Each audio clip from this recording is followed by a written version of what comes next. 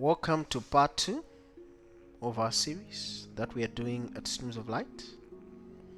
We are looking at common questions regarding the God that we worship. This is question number 1a, and the question is, Deuteronomy 6 verse 4 says, "Hear, O Israel, the Lord our God is one Lord." So that's the first question that we're looking at. So the question that comes for this is, the word our God there, it's Elohim, right? So if we look at this word, which was used for God, Elohim, it's a plural word for the word El. So if it's El, it's singular.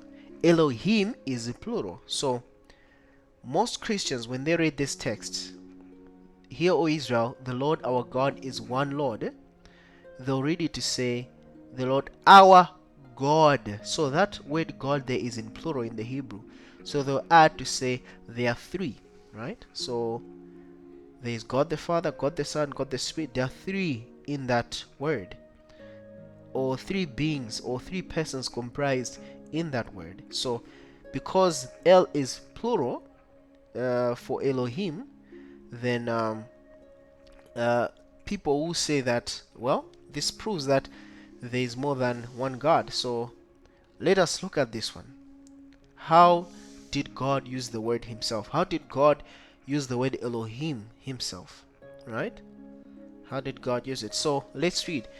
Exodus 7 verse 1, it says, "And the Lord," that's Jehovah. The word Lord in capitals, it always means Jehovah. So it says, "And the Lord said unto Moses, See, I have made thee a God to Pharaoh, and Aaron thy brother shall be thy prophet." So notice, even in this instance, "I have made thee a God." The word God there, it is still Elohim, which is plural for El. So God, when talking about Moses, God says he has made Moses an Elohim. Now, a question can be asked. How many people comprised Moses, or how many beings comprised Moses? We find that there was only one being whose name was Moses, right? And that was the man Moses, right? So what does God mean when he says he'll make Moses Elohim, right?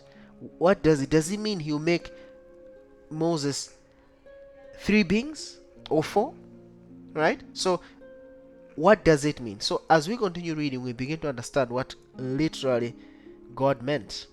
Exodus 11 verse 3 says, "And the Lord gave the people favor in the sight of the Egyptians. Moreover, the man Moses was very great in the land of Egypt, in the sight of Pharaoh's servants, and in the sight of the people." So notice, Moses was very great in the land of Egypt. So when we read the word, God was going to make Moses Elohim, what it meant was God was going to make him very great, right? So there has to be something about God that is very great, or that is plural. Does it mean it in this text, how it was applied to Moses, it does not mean plurality of persons, though that word Elohim is a plural for El, right? It does not mean plurality of persons, right? Instead, as we shall see, that word Elohim means plurality of majesty, right? Plurality of majesty. As Moses, the leader, who was the chosen, or the visible leader, was made very great in all Egypt, we find that this was how God made him Elohim. So let's just look at how the Bible puts it. So we're reading First Chronicles chapter 29 verse 10. It says, "Wherefore David blessed the Lord before all the congregation, and David said, Blessed be thou, Lord God of Israel, our Father, forever and ever." So this is applying to the Lord God of Israel, our Father, right? First Chronicles 29 verse 7 says, "Thine, O Lord, is the greatness, and the power, and the glory, and the victory, and the majesty. For all that is in the heaven and in the earth is thine. Thine is the kingdom, O Lord, and thou art exalted as head above all. Right? So, when you read that text, Elohim is the plurality of majesty, of God's majesty. Because if we read here, it talks about, bless thou Lord God of Israel. Okay?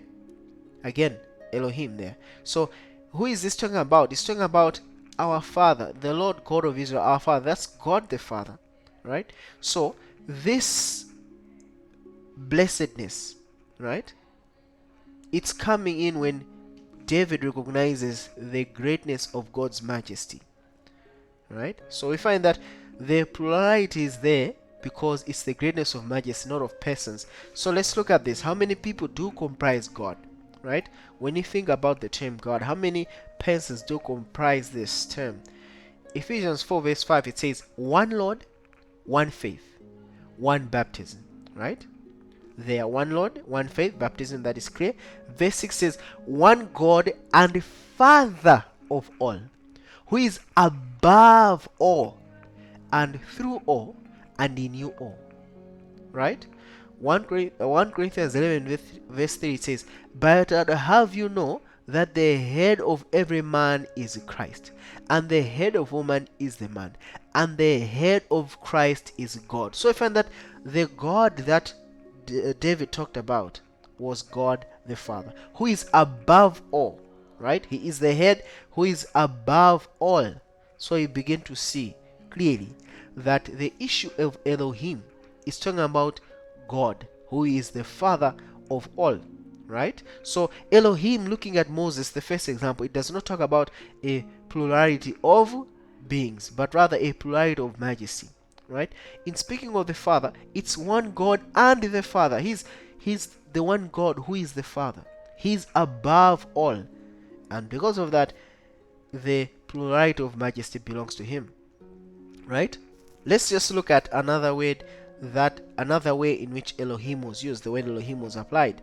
Exodus 32 verse 4, it says, and he received them at their hand, and fashioned it with a graving tool, after he had made it a molten calf. And they said, these be thy gods, O Israel, which brought thee up out of the land of Egypt. I like this text. Remember when the children of Israel rebelled, when Moses was up in the mount getting the 10 commandments, what had happened? As they waited, they grew tired, and what did they do?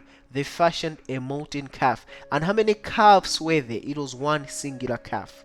But what did they say? These be thy gods. The word gods here is in plural because it's Elohim. Right? And notice they say, these be thy gods, O Israel, which brought thee out of the land of Egypt. So why were they calling one God, one calf, which was a false god, Elohim? Because they were ascribing the plurality of majesty of God to this one being. Right?